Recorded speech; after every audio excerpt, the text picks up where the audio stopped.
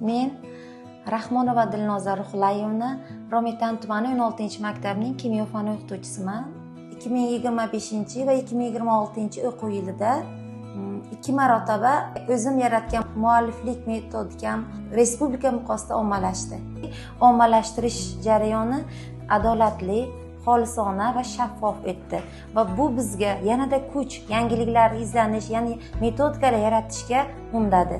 Men shu bilan to'xtab qolmoqchi emasman.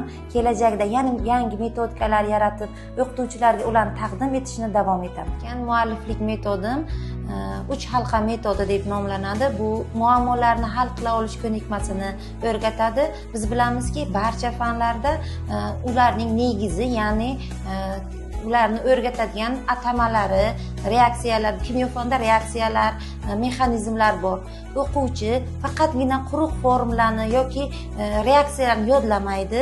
Bu metodda ularni qayerda ko'rishi mumkin, qanday qo'llaydi, shularni chuqurroq anglaydi. Masalan, bitta muammoni tanlab olamiz. Havoni ifloslanish muammosini olganimizda, o'quvchi havoni ifloslanishini nimalar olib keladi, qaysi gazlar olib keladi. Birinchi halqada o'rganadi, kimyoviy halqada, ikkinchi halqada ekologik halqa hisoblanadi va bunda shu reaksiyalarning qanday ekologik ta'siri bor o'rganadi va bu ekologik ta'sirlar qanday ijtimoiy ta'sirlarni olib keladi o'rganadi. Natijada bitta muammo 3 ta halqada o'rganib bo'lgach, shu muammoni hal qila oluvchi bir nechta yechimlar o'quvchilar taklif etadi. O'qituvchi va o'quvchi birgalikda eng maqbul va kreativ yechimlar tanlab olinadi. Bunda o'quvchi faqatgina muammoni o'rganmaydi, unga qarshi kurashish, unga chora-tadbirlar ko'ra olish, yechimlar ishlab chiqarishni o'rganadi.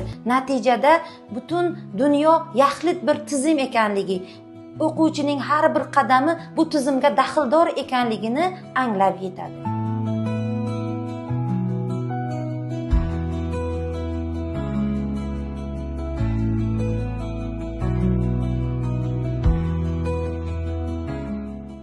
Yosh pedagoglarga shuni aytmoqchimanki, siz avvalo o'zingizni boshqalar bilan emas, kechangi o'zingiz bilan taqqoslang.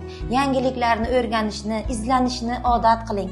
O'quvchilaringizni tinglashni, ularga nima kerakligini bilishni o'rganing.